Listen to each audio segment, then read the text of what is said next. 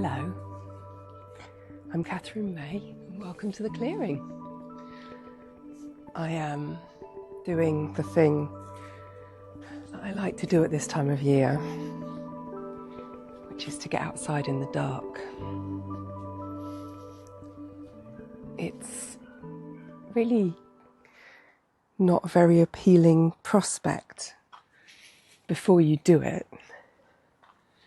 But actually, once you get out there, it's not so bad. It's a drizzly afternoon. No stars. But still crisp and cold and kind of lovely. There's a bit of rain coming in, so I won't stay out for long. But I do think it's important to make friends with the night at this time of year. Because otherwise, it sometimes feels like you might never leave the house again. I have just had a great conversation with Andy J. Pizza, the writer and illustrator of many, many books, including the absolutely wonderful Invisible Things. That's my favourite, which he wrote with his wife, Sophie Miller. He is an absolute powerhouse. I'm a big fan of his podcast, Creative Pep Talk, and also just generally his way of being in the world, and in particular his brilliant way of talking about neurodiversity, which I feel like he always gives me a fresh perspective, even though I know quite a lot about it already. He has ADHD and he articulates it so well, and he does it all over again in this interview today, because he's planned his retreat around his ADHD and thought about exactly what he would need in order to take a rest. And it is, of course, not the kind of rest where you sit back and relax. That's what we're told over and over again that rest is.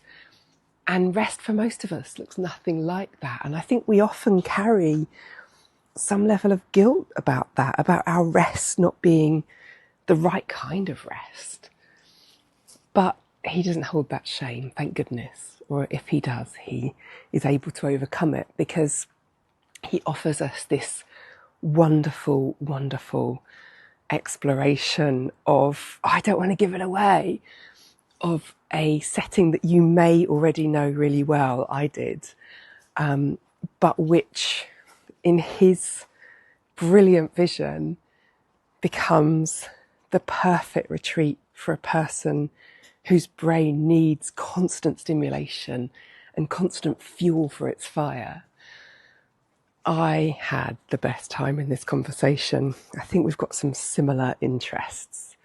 And I just was thrilled when some of my very favourite cultural artefacts came up.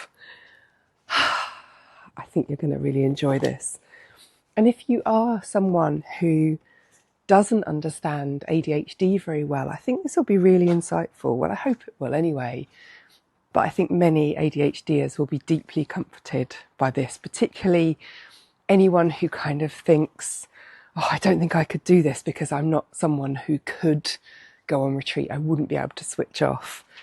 I think Andy just gives us amazing permission here to not switch off in any way and to really lean into the wonder of our brains. I'll be back a bit later. See you then. Andy, welcome to The Clearing. It's lovely to have you here. I'm very excited to be here. I feel like we only ever talk through the medium of podcasts. This is how our friendship plays out. I feel like most of my friends are like that now. Yeah, unfortunately. Whenever we need to advance the conversation, it's like, oh, should we just record something? Yeah, it's true. And then the times you're like, maybe what if we just talk? And then you don't record and you're like, that would have been the best episode we ever did. It's the curse of recording podcasts. Yeah. You're like, wait, what if I say something interesting accidentally? We got to make use of this. Anyway, I'm so glad you're here. And one of the things I was about to say before we press record that I held back from saying is I have a hard time imagining you resting, because you are so energetic all the time. You never seem to be off. Yeah. Do you take breaks?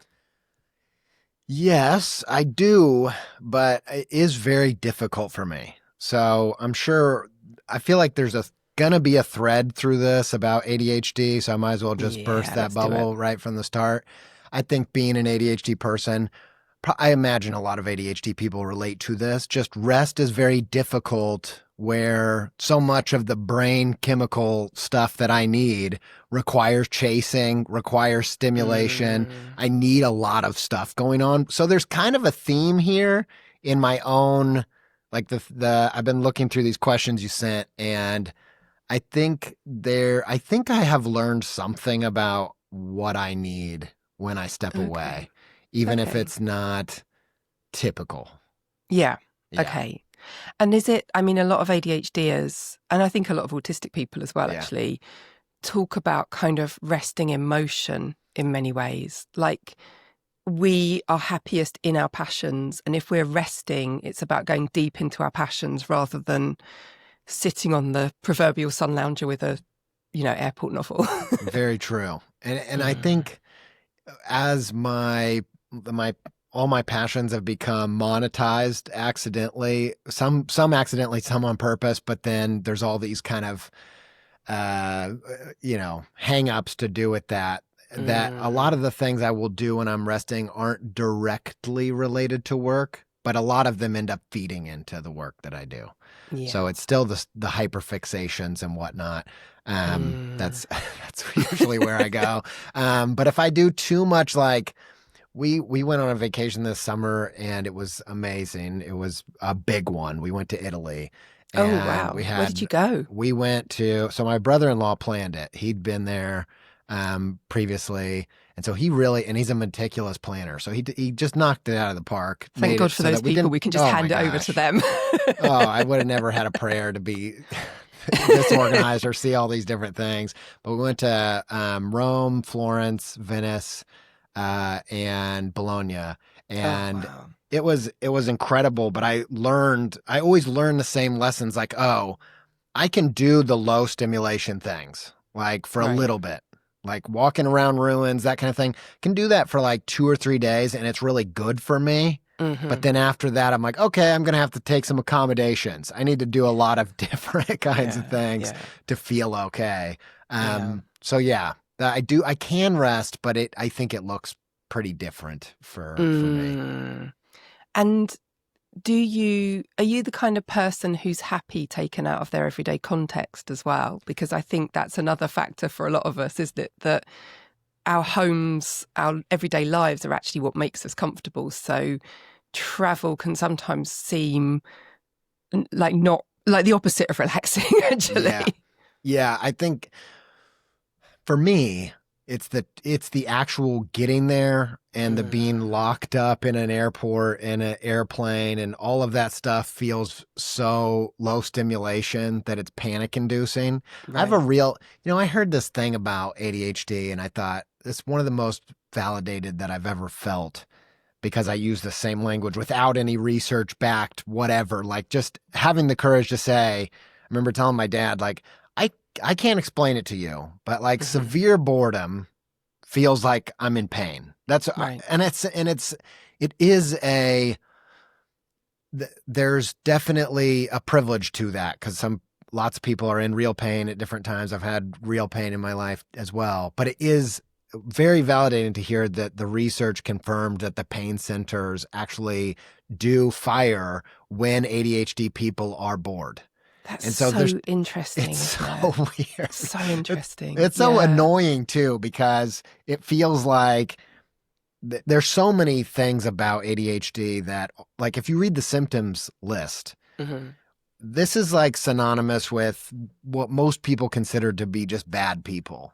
Just Yeah, I like, know. and in so many different Yeah. ways. And so like this idea of like not being able to be bored, it just has there's so many implications and ways that can be understood. And I regularly beat myself up about it. I wish that I had Mm-hmm. a higher tolerance for that kind of thing, for a whole number of reasons.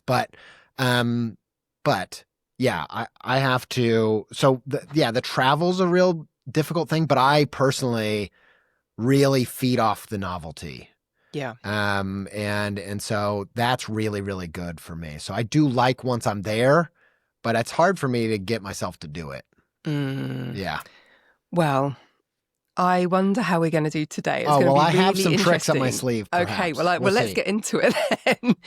So, welcome to the clearing. Tell me where we find ourselves, where you might go, what sort of landscape, what sort of place you might go for your kind of rest. So I like the idea that this could be partially fictional. It's going to be... Oh, it can be as daft as you like, my friend. Good. Okay. There's a little bit, I found a little bit of a loophole here. Okay. So I thought what I would like to do is go to, have you ever seen the movie Howl's Moving Castle? Many times. Okay. I mean, only about 12 times or something. Good. I was afraid. I was like, if I bring this up and you don't know it, I don't know how far we can go. I'm a massive Miyazake fan. Okay. Yeah, me too. So what I'm picking going to Howl's Moving Castle as a kind of bed and breakfast. Yes. I mean, I think just that alone is very appealing to me. There's something about those movies that have a flavor of paradise and heaven to me. Like, I can't hardly describe that.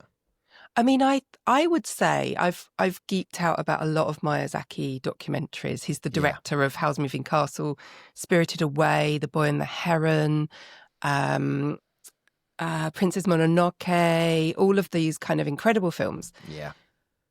He is another person who is incredibly easily bored and wants to be working all the time. He's one of those people that has fake retired 3 times. He's like, him. this is my last movie. I'm not doing it anymore. And then he's back to work. Bless him for trying, honestly. I know, he's trying. He's trying so hard. I can't imagine. Yeah, retirement to me feels...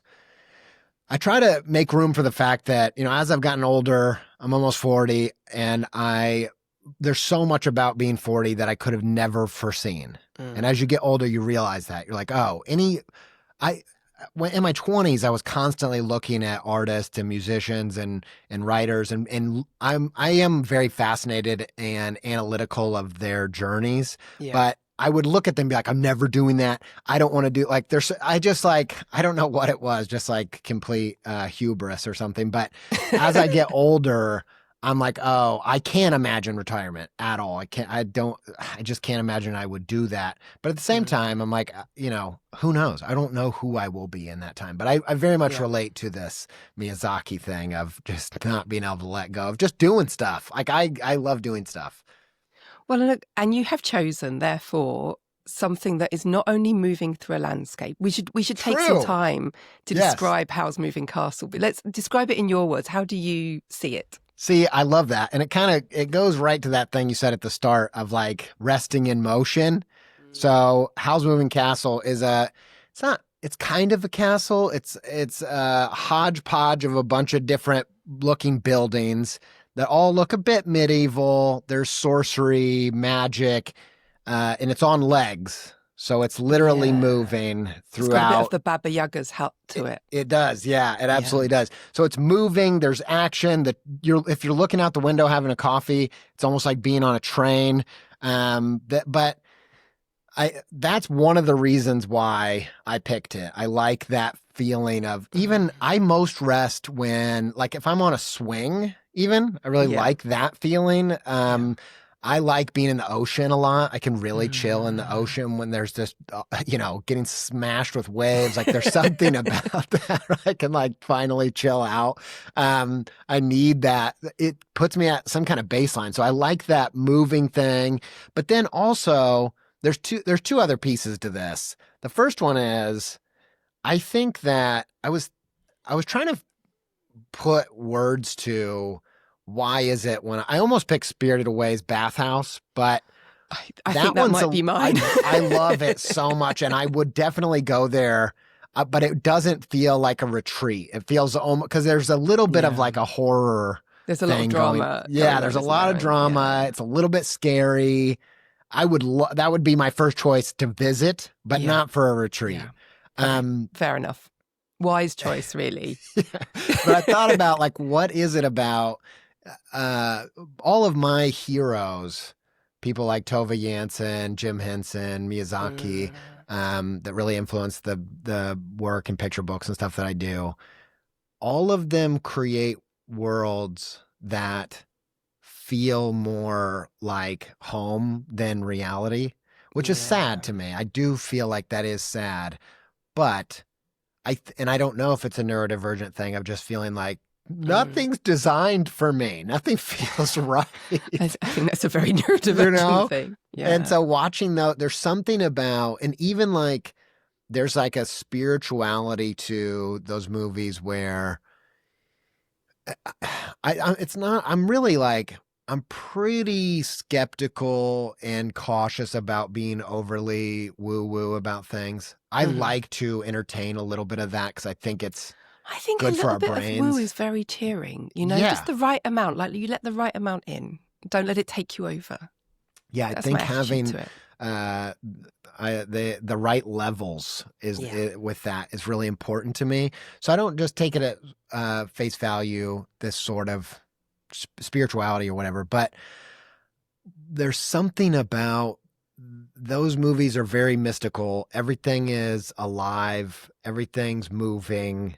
There's a sense that there's a lot more. One of the things I love about Moomin and Jim Henson and Miyazaki is there's always a lot of life and unexplained things in the background. Yes. And I love that really illustrates how life kind of feels to me. And so I think there's something about that feels like a type of rest that I couldn't get in the real world. That's so interesting. I watched the new Fraggle Rock this weekend. Have you seen it on Apple TV? Yeah. My dog is named Fraggle because I'm such a Fraggle fan. And my dog is such a named massive Henson fan. Moki. Oh, lovely. Which is a Fraggle, if you don't know. I mean, surely we can trust this audience to know that. If they're the right people, they'll have known that right immediately. Yeah. But yeah, there is, I think one of the things that I really noticed watching it, having been a lifelong Jim Henson mega fan, is it's the detail. There are little characters everywhere, and I love the way they retained that in the new version. Me too. Just popping up to say hi. The moss has a little chat with you. There's a little worm passing that's just got something to say. Like it's like there's infinite life, and you've just got to look closely enough. And there's something so beautiful about that. I completely agree, and I feel like. Just to camp out there for a second, I feel like they captured something really true to it. And that is one of the ways that it just feels like easy to miss if you were trying to recreate a vibe, if you didn't really get it or understand it. And I love how there's these moments in Miyazaki movies where, like on Spirited Away, they're on a train, and maybe I've said this to my kids before, like this might be my favorite part, which sounds like an exaggeration, but it makes me feel so strongly where they're on the train and they just go by this house that's like in the middle of the water and they stop. It's not like it's in the background. They stop and look at it, like it hovers on it for like 2 seconds. Yeah. And that's it. You have no idea what's going on in that house. Why is it out in the water? There's like something in the yard. There's just something about that feels like it gets at being alive in a way that is hard to describe. I don't know. It's very like I know exactly elusive. What you mean. But it's also that sense that there's actual life happening in that house. It's not backdrop to a animated sequence. It's like there's a potential other story here that feels like it's ready-made, and that it has been already imagined, but we're just not being shown it. And I think it's the delight, and it's also the very Japanese sense of which Henson captures too. Yeah.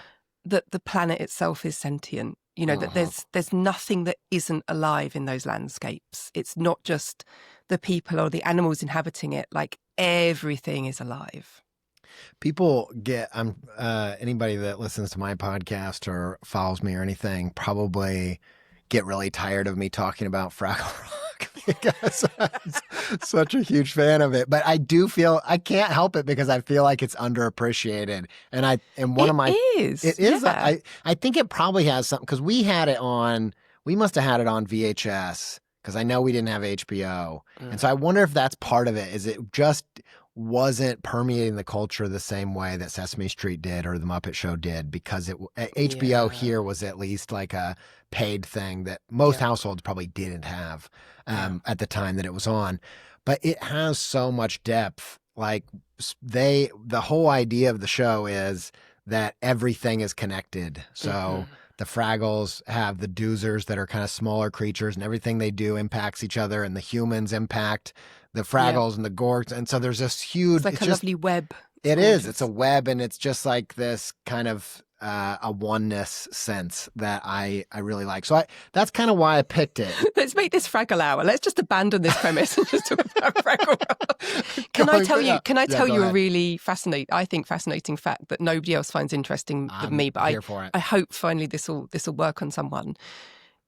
Your cutaway human scenes were in like a carpenter's workshop, right? Yeah. Ours were a lighthouse with a lighthouse keeper. Oh, I knew that they did them different, like they made them in each culture, but I did not know that was a lighthouse. That is amazing. I have to tell we had like a cantankerous, like a cantankerous older man with a lovely white beard and a captain's hat. And he was Scottish, and Fraggle Rock was set in Scotland on an actual rock in the sea. Oh, that's so good. That's so good. And did he have a dog too? He still had Sprocket. Sprocket was exactly the same. Sprocket. Okay. Yeah. Man. Yeah, we had a much from what it sounds like, a much goofier American guy who's kind of like a mad scientist. I've watched the American ones. He's much more sort of soft and gentle, whereas ours was quite angry. Which is very British. We were happy with that. That's so funny. That's such a funny. I love to think about the conversations that led to what the British version of that would be. I love it. In France, it was a boulangerie.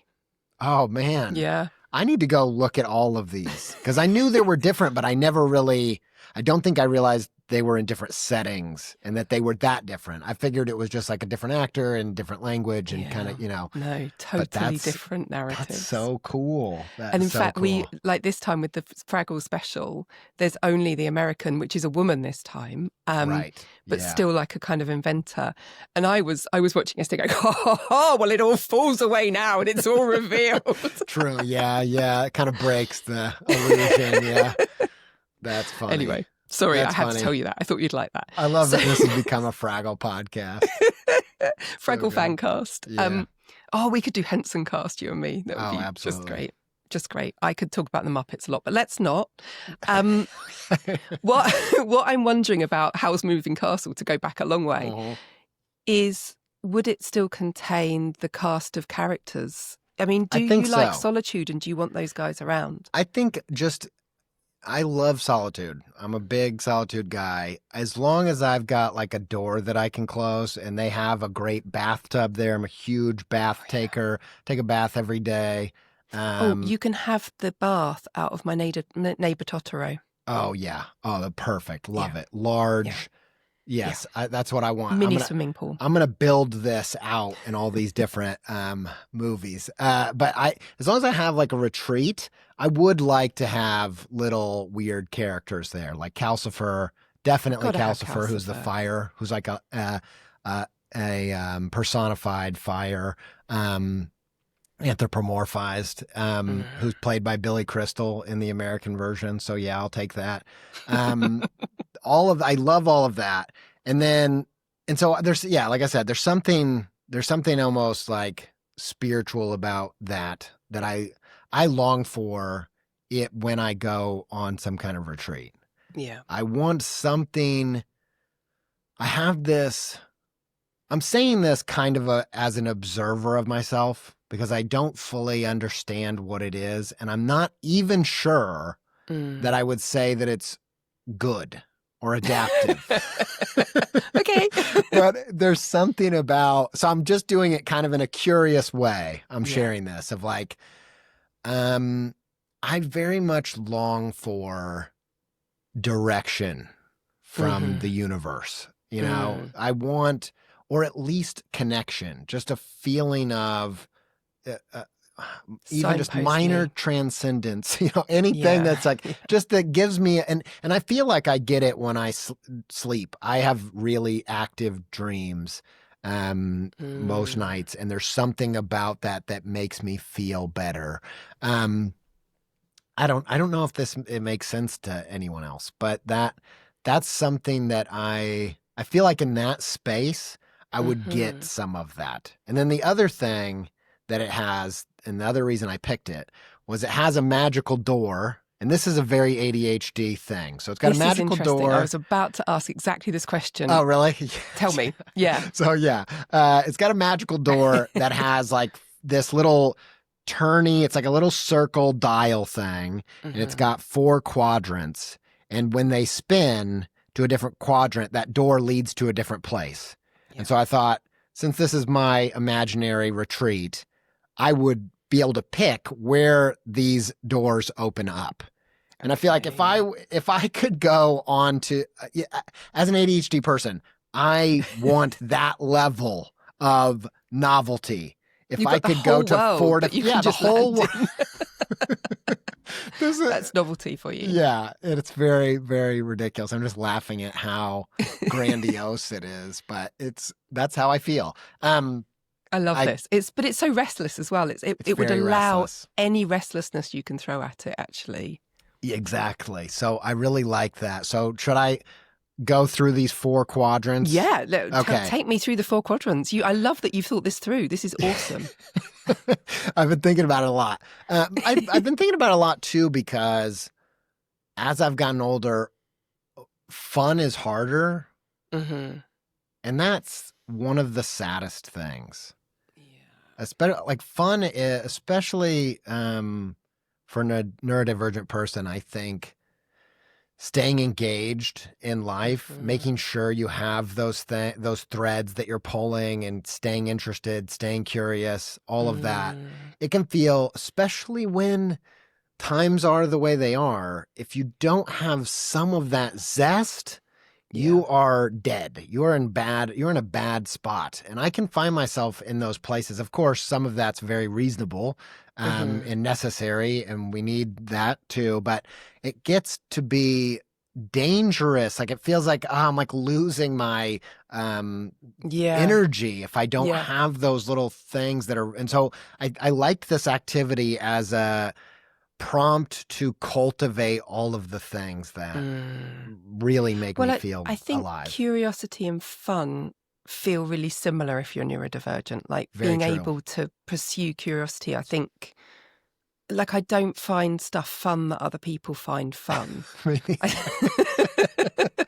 I always found other people's fun like really alienating, and it's been finding a neurodivergent community has been so important to me in terms of understanding that my fun is their fun as well. Yeah. Although everyone's fun is slightly different, but it's the same root, which is like, I want to get deep into something that I love.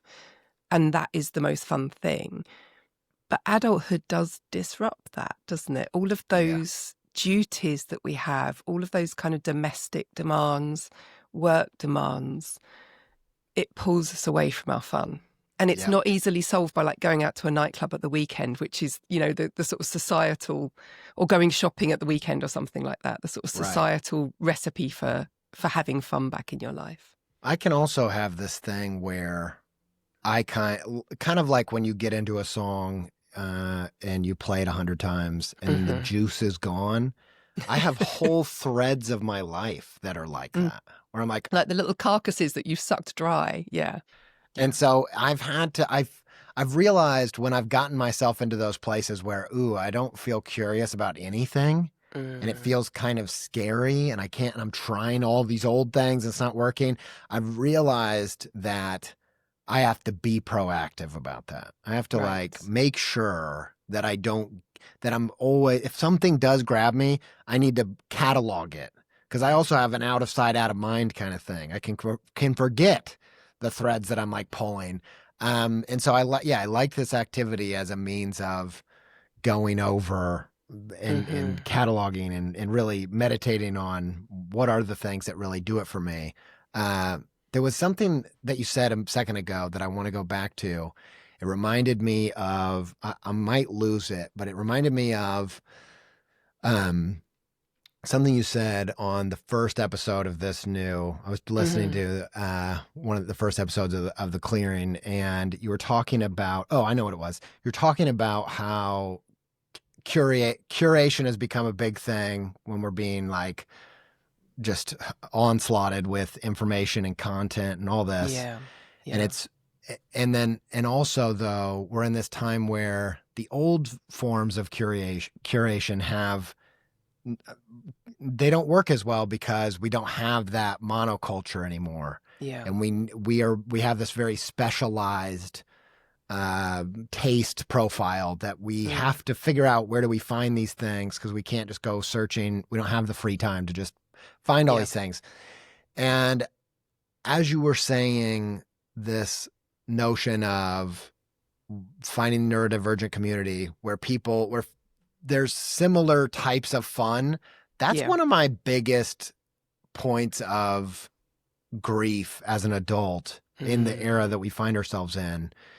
That back in college and right after that, we still had enough of commonality that if I would go out with my friends to the bar, what we would be talking about is all of the albums that released that week. Or, whereas now it's tough to find people who are watching even the same TV show that you're watching. That's so true.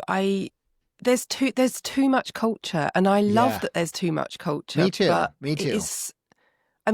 The moment you said you love Fraggle Rock, I was filled with delight because honestly, it's really hard to find anyone that's watched the same thing as you, or listened to the same album this year, or read the same book even. That kind of puts us into this perpetual state of guilt as well. Like, oh wait, have I missed something? Have I not caught up with?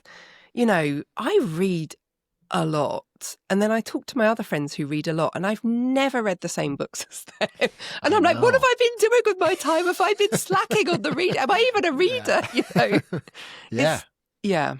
And so, I think maybe that's where the rebirth of book clubs, they've come back with such fervor because of just that need of a little discipline that I don't know where, this is not related to Howl's Moving Castle or my retreat or anything, but it's just something that came to mind as you were saying that. So we've got to take you back to your dial. You had your hand on the dial. Did I mention I had ADHD? I think I said that at the start. All right. Don't have to apologize again for these tangents. Please back don't. To the dial. They're great. Back to the dial. We're on the dial. Our hand is on the dial. So I've got my first one would be, I'd like to wake up in LA. Now, LA is a controversial place. Not everybody likes it. I see the critiques, okay? I've been there and I feel it. There are plenty of things not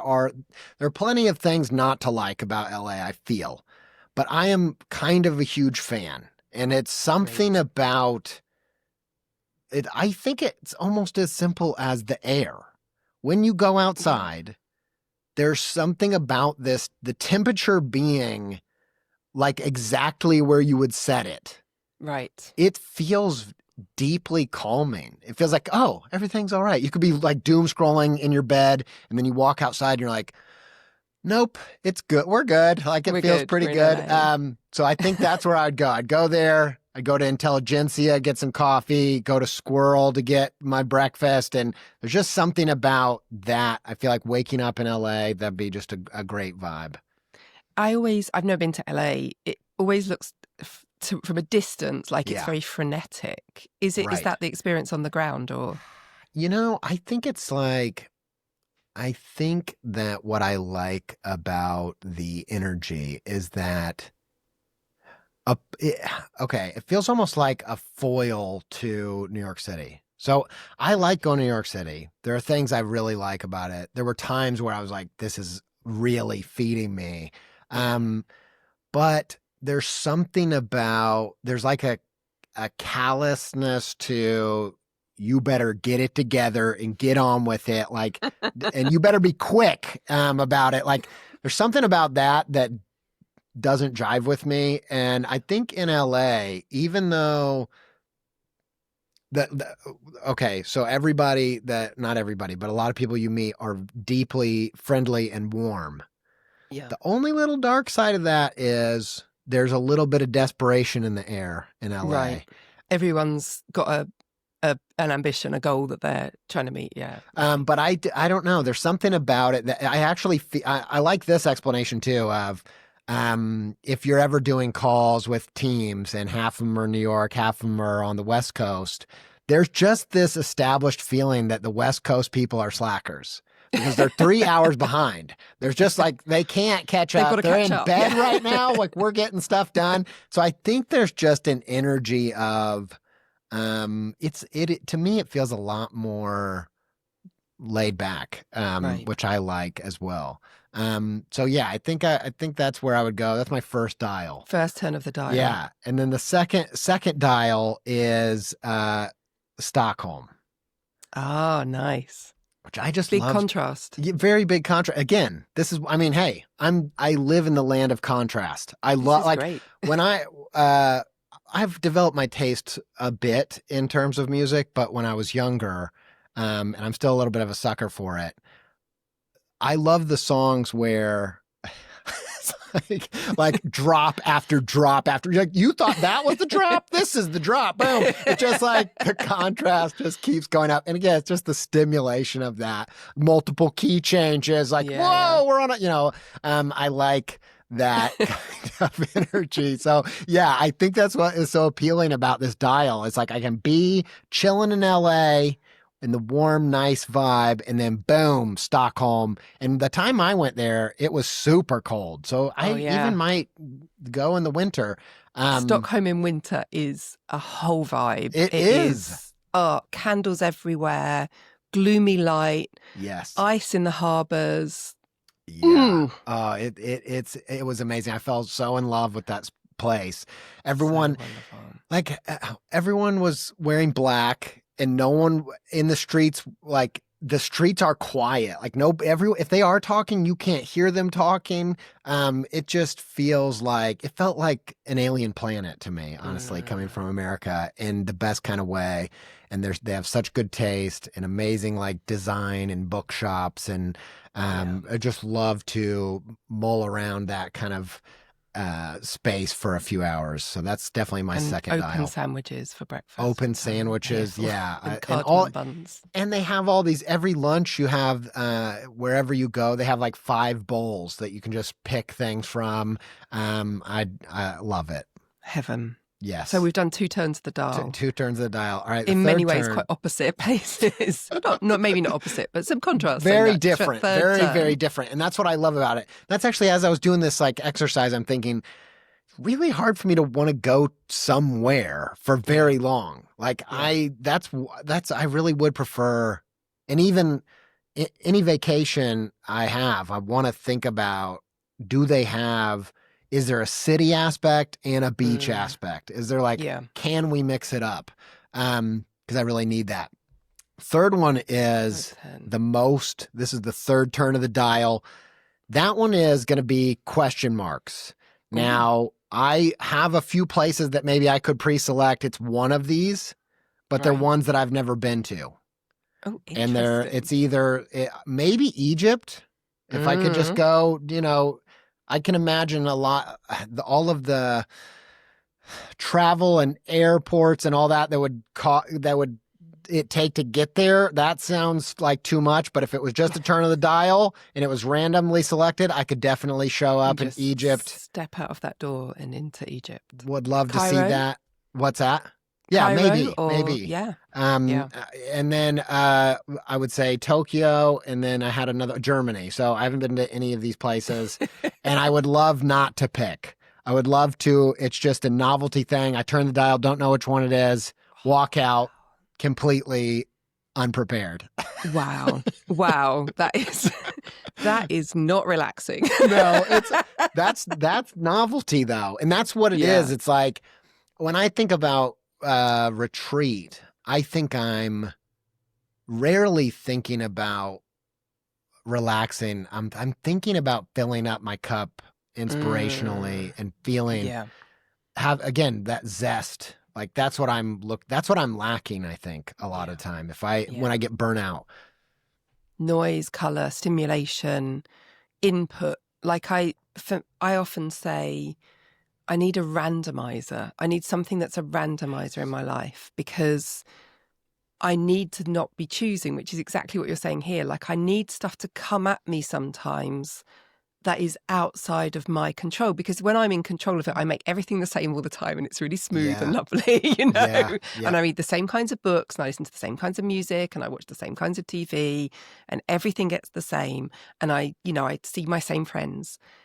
What I used to love about going to the school gates was, which I don't anymore, my son's too big to, pick him up and drop him off, was you'd have chats with people that just randomized your day. And they'd tell you something and you'd be like, oh, really? Oh, right. Okay, and then you'd go home and be like on Google trying to find out about it. Like those kind of randomizers are so valuable. Absolutely. I think that I also feel like it's just so important. Like I think a lot about the different types of creativity. I think when we talk about creativity, I think we're usually talking about one specific aspect of being creative. And often even when we're talking to people, we're talking about different aspects and maybe don't realize it. Two aspects of creativity that I'm really interested in, and I try to dip into them. I think of them kind of like curious creativity and then strategic creativity. I think they're both super important.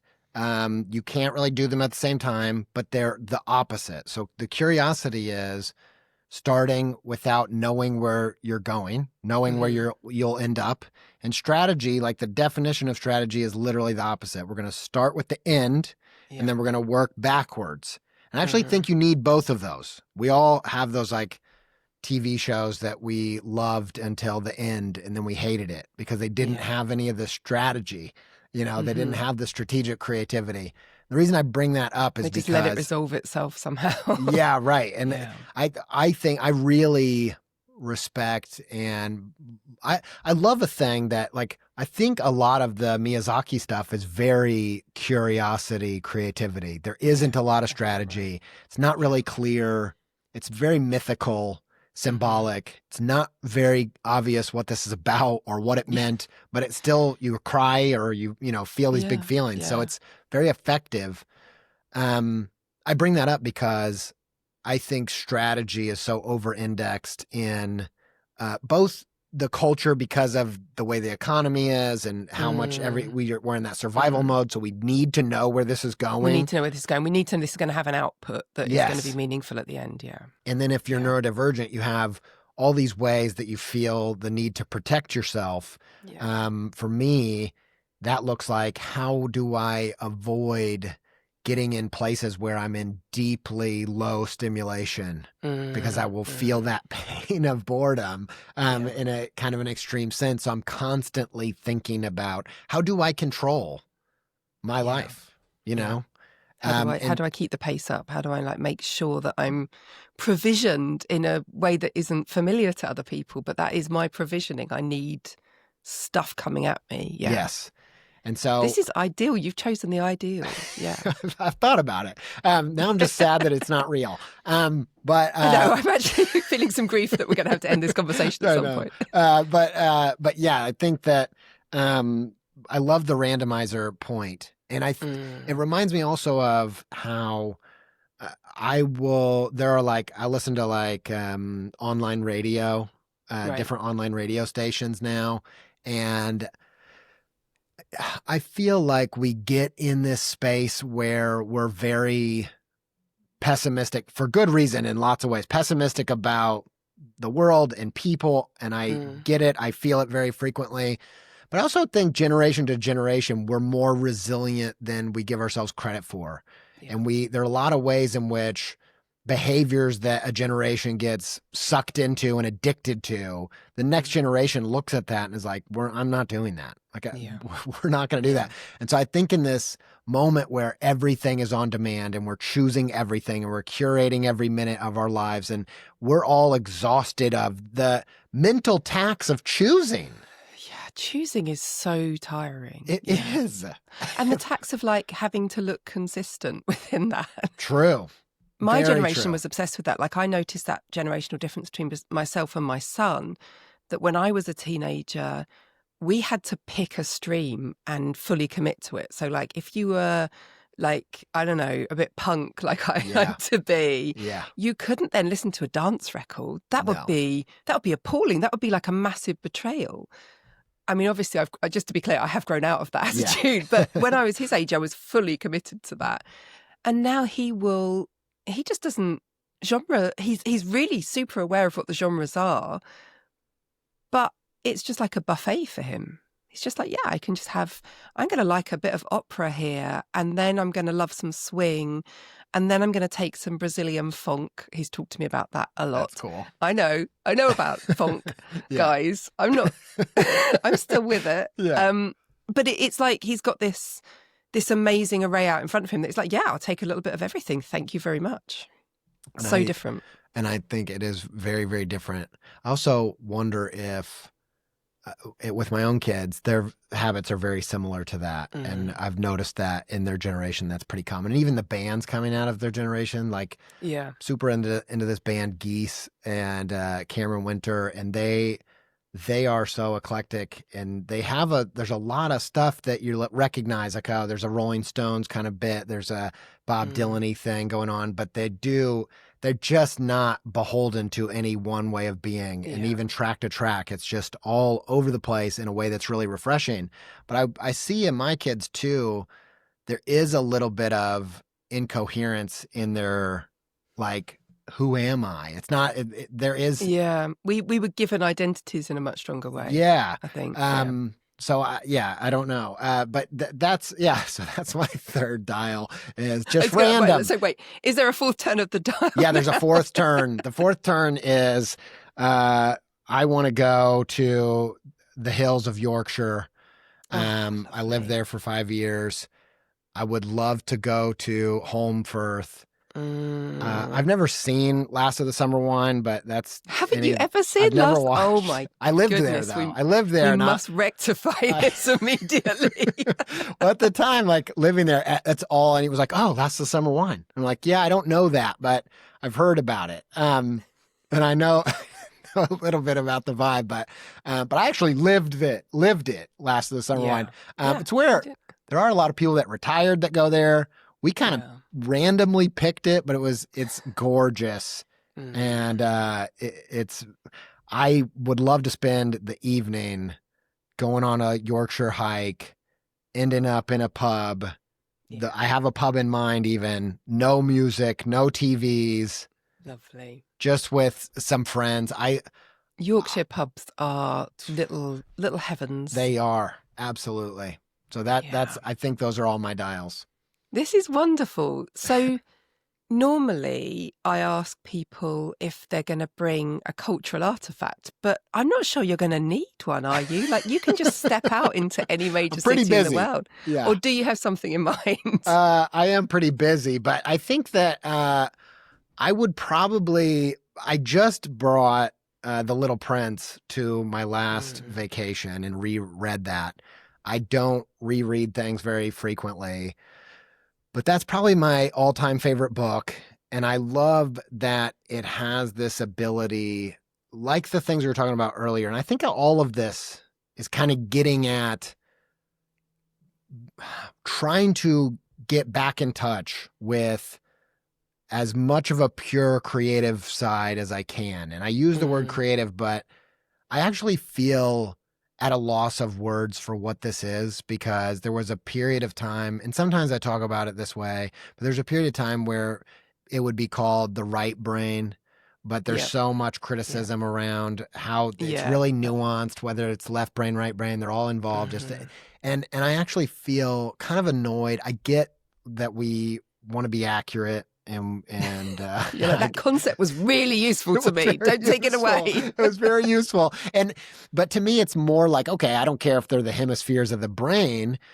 I know the difference between being in this zone and that zone.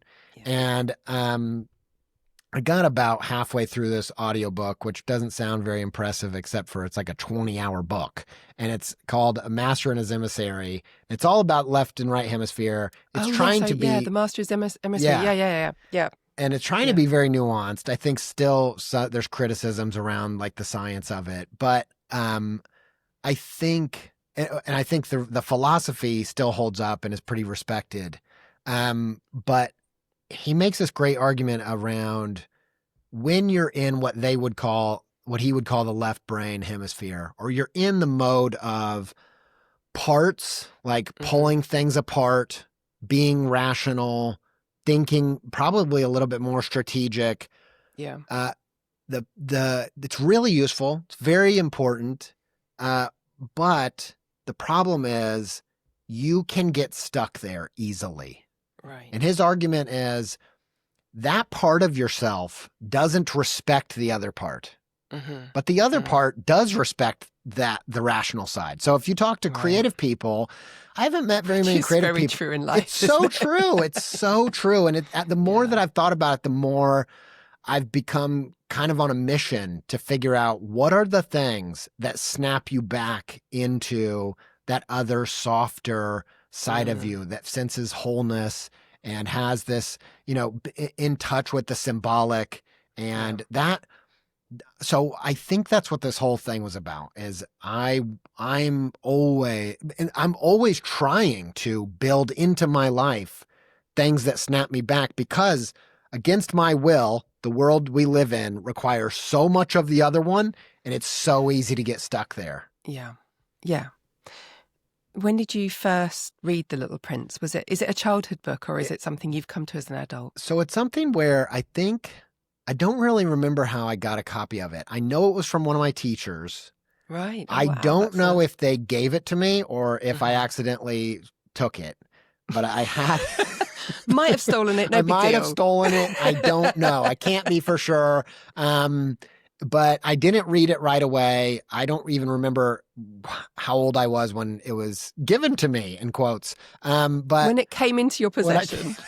I can't Passive be sure. tense is so useful sometimes. Yes. So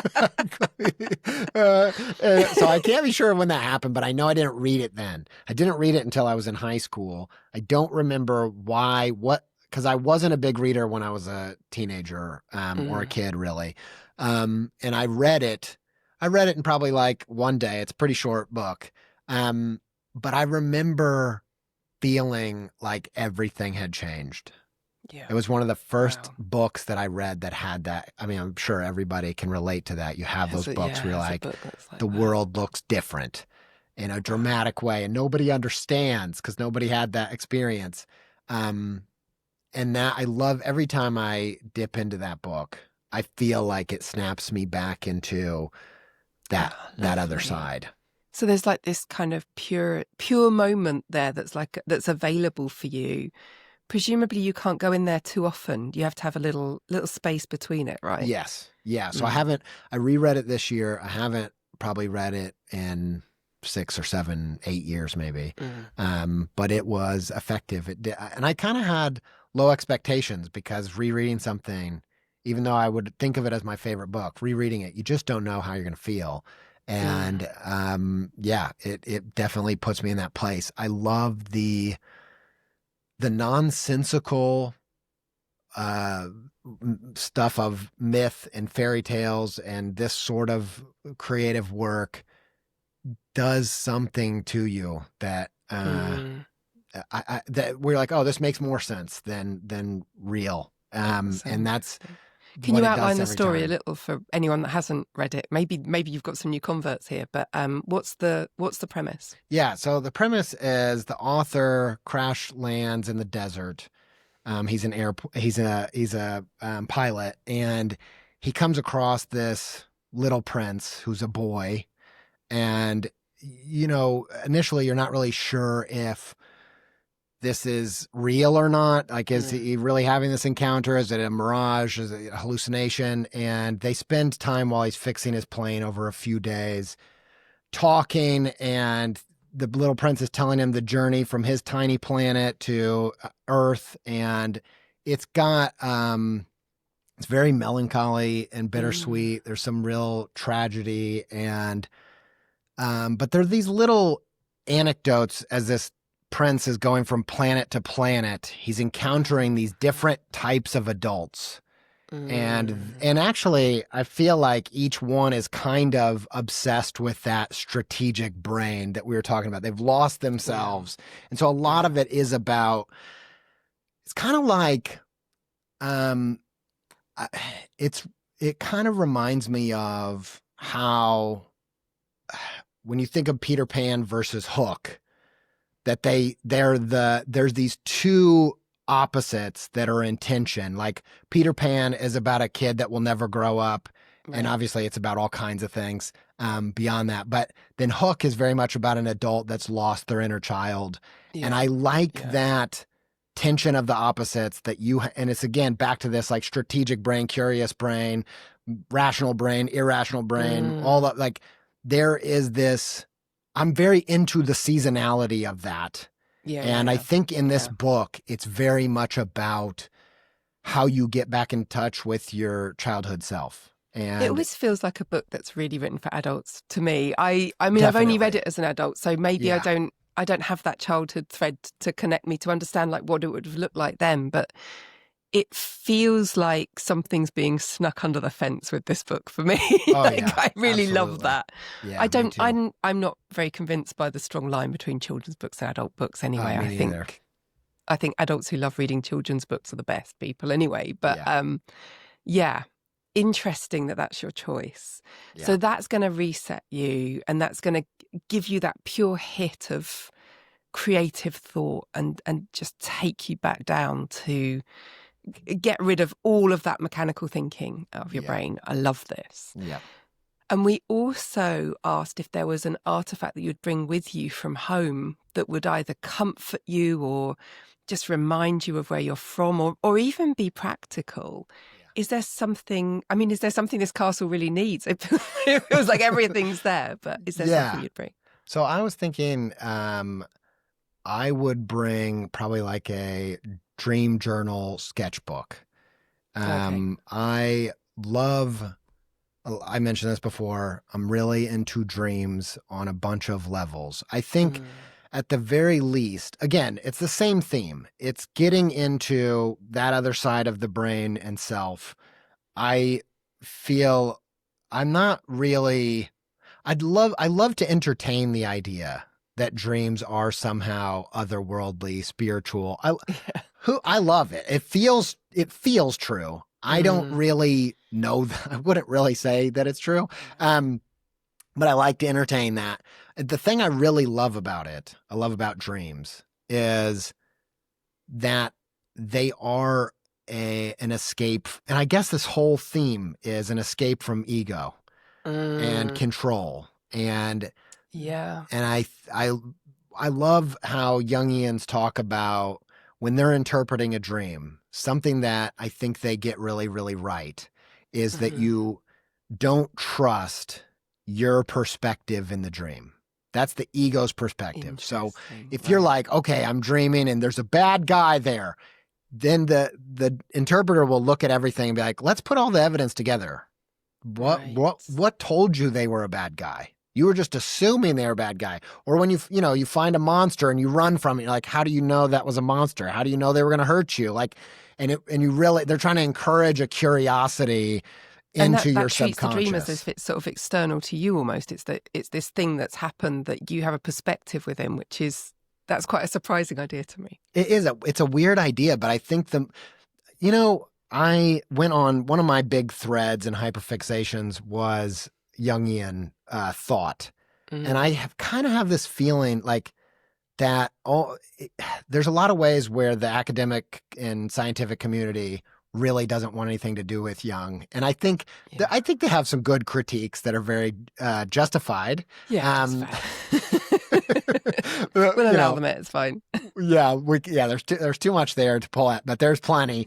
But I almost feel like it's like the kind of medicine that we discovered and we thought it did one thing, and then later we were like, oh, this is actually much better at treating this other thing. And so I feel like Jungian thought really got put into psychology and psychoanalysis and then therapy and that sort of thing. And all of the way, its efficacy rate for that sort of stuff doesn't necessarily... Doesn't stand up. Yeah, it doesn't really stand up to a lot of the modern things that we do. But I think in terms of, like, if you aren't dealing with a major mental health issue, I have a feeling that if you are stuck in that rational egoic brain, if you're someone that is going to work every day and just going through the motions and trying to make more money and, you know, all that sort of thing, it's almost a way of engaging in life and art. That it's like it's a sort of spiritual and philosophical tool rather than a therapeutic tool in terms of like a person in crisis. And it makes me sad that because of its framing, it's been rejected because as I've read, it's so rich. It's so rich. It's so interesting too. It's just so interesting. And I actually think the thing is that it's like we're allowed just to find something interesting. Yeah, what if it's just it's just interesting. And I get the thing of like, well, there's a rational critique if people are using this and especially the more out there parts of it and it's doing more harm than good on people that are sick or, you know, whatever. I get all of that. But I think even in terms of like so much of his work is so perfect for artists. Like A Man and His Symbols is really like just an engagement in imagery and what the power of it and understanding it on a deeper level. It made such a big impact on me as an illustrator. Really, really has in direct obvious ways. But I love it's full of little nuggets like that around, you know, when you go into your dream, you think about your dream. Just two things that it does. One is like, don't be so quick to identify with the point of view, with the ego that you're moving through. Useful tool for life. Useful very intellectual tool for life. Yes. And then also, it's safe to assume that everything in this dream is a part of you. It literally is because it's in your mind, but also it's parts of yourself kind of working out things. And so the reason I'm trying to remember, why I brought that up is because I brought the dream journal. And so I love dreams. I will often take notes about my dream when I wake up, but in my everyday, I really don't have the time. I don't really have the time, and it makes me very sad. And so if I had a retreat and I had that space, I really want to go through a period of time in my life where I have a dream journal that's a sketchbook and I'm drawing the dreams instead of just writing about them. And the times I have done that, the dream recall aspect is so much stronger. Like if I flip through that, I'm like, I remember feeling that. So that's definitely something I'd bring. I spent about 6 months writing down. I think it was in my mid-20s. Yeah. Wrote down my dreams every morning, and every day the detail got greater and greater. And in fact, it became self-limiting for that reason because it got to the stage where I was remembering my dreams in so much detail that it would have taken an hour to write it down every day. And one of the I still sometimes find that journal and I read through it, and I am still now seeing ideas come up in my work that are in that dream journal. That's amazing.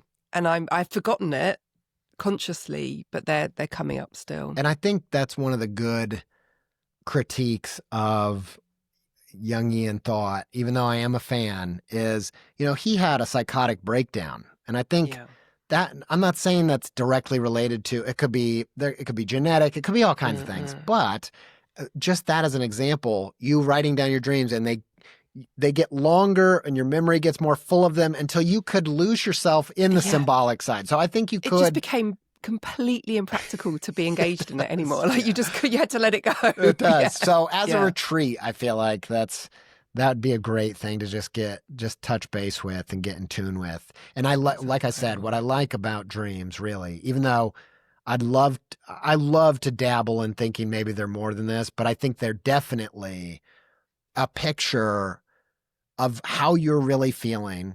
And it's an ego check in a couple different ways where sometimes it's like you're feeling these big feelings, existential encounters with your shadow and all this stuff, and it's really big. And then sometimes your dreams are really humbling because you're like, oh, that was about how I forgot the groceries in the car.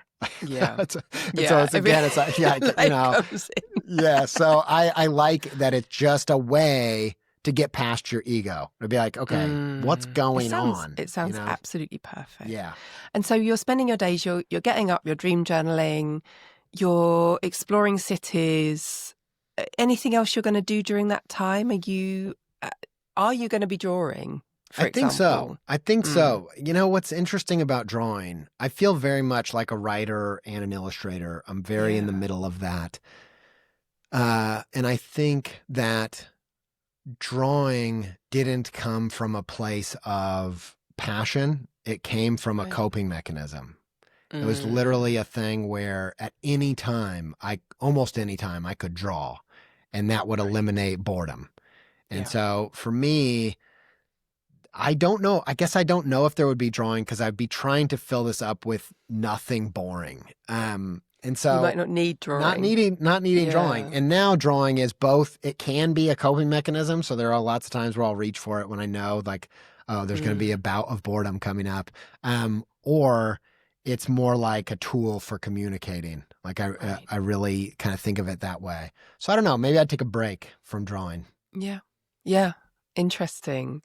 I have never succeeded in taking a break from writing really? for very long. As soon as I say I'm going to take a break, I'm like, oh no, I've got to write a huge thing now. Sorry, guys, I'm going to invent a whole new universe. You know? I'm more like that with writing. And I actually think there's something too about like, again, going into so much of creativity for me is like understanding how to work with your brain. How do you, it's so fickle. It's so difficult to like I've thought about it like, this came from that book, Master and His Emissary, where he talks about creativity is like falling asleep. It's not something that you can force to happen. You can create circumstances where it's more likely to show up. Unfortunately, one of those circumstances is what you just described, which is pretending not to look at it, you know, like pretend like I'm not going to do that. And that's exactly when your brain's like, okay, here's a huge creative all the idea. days I spend when I'm like turning up at my desk going, come on, you know, and as soon as you go, oh, it's okay. It's like having a cat, you know, you try and make friends with the cat. The cat's like, oh, no, thank you. You're so lame. So true. You turn away from the cat, the cat's like, hi. It's so true. And so who knows? I'll bring a sketchbook. I got the dream journal. Maybe I'll probably think of my best idea. In fact, I will say a few of the biggest creative breakthroughs I've ever had came on vacation. Yeah. It's just likely to happen. Well, a work of great genius may be born here. So yeah, it's time to go home. Okay. I guess. How do you know when you're ready? Is there a moment for you when you're like, okay, I'm done? Or do you never want to go? Are you kind of like singing Don't Stop Me Now? I think for me, with a retreat, there's 3 phases. There is the resistance phase. Right. Where you're like, I can't let go of all why am I doing this? All this stuff. I'm uncomfortable. Everything's wrong. This is not the right place for me. I made a bad choice. I shouldn't have ever come. Yeah. Yes. And then if you are in it, and this is one of the things, this is a critique of America. America doesn't know how to holiday. They think they can do it in 4 days. You don't have much do time. It in 4 That's days. The problem. You've got like 2 weeks a year or something. Well, yeah. No, it's my critique of the system, not the people. Yeah. They like, the first 4 days, that's your resistant phase. You're like, I can't let go of everything. I don't even like vacations. Yeah, 4 days. Yeah. That's just the beginning. That's just getting into it. That's the on-ramp. Exactly. And that's why I think a lot of Americans think they don't like holidays or vacations because they've only ever had that little section, the first section. The next section is, I don't ever want to go back. You know? Yep. Oh, these are so familiar to me. You're like, oh my gosh, I can't believe I resisted this. Work sucks. I don't even want to do that. I hate bills. I hate all this stuff.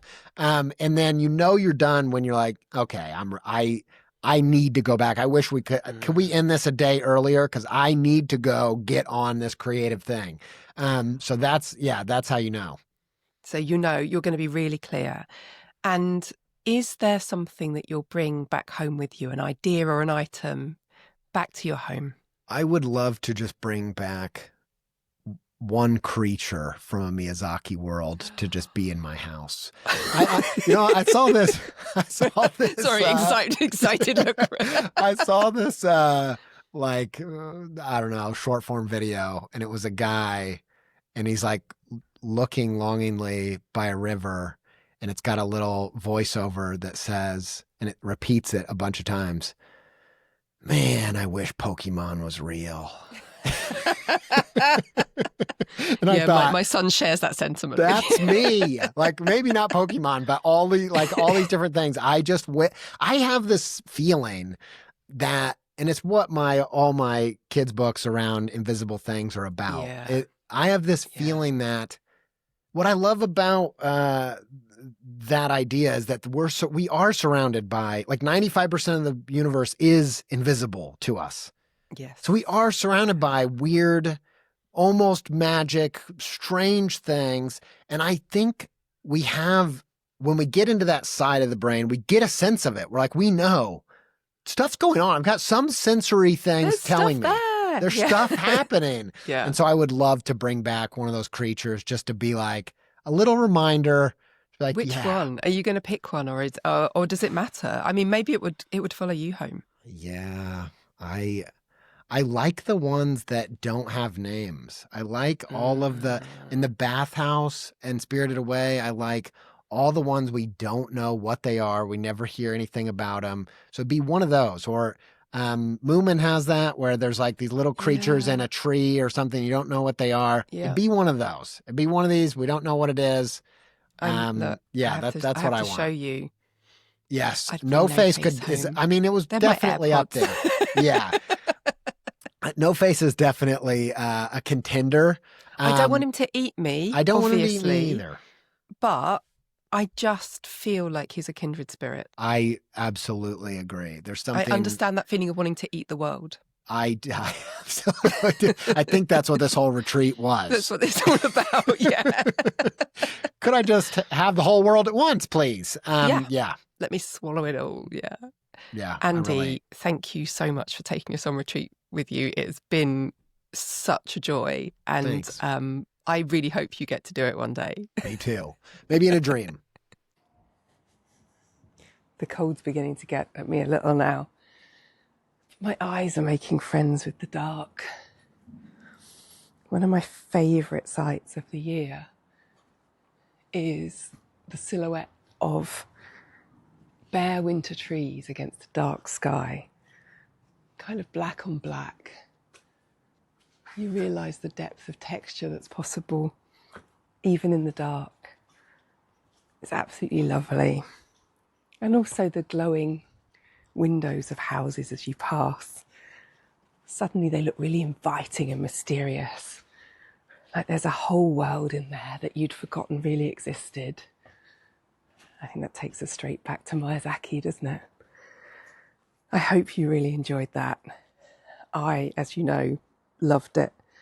And I think Andy is just such a wonderful leader in a world that wants to talk about neurodiversity as a problem or as something that isn't real. He obviously does not believe that, but what he actually does is talk about how to use that brain in a way that feels satisfying and joyful, rather than how to treat it or how to get around it or how to ignore what it needs.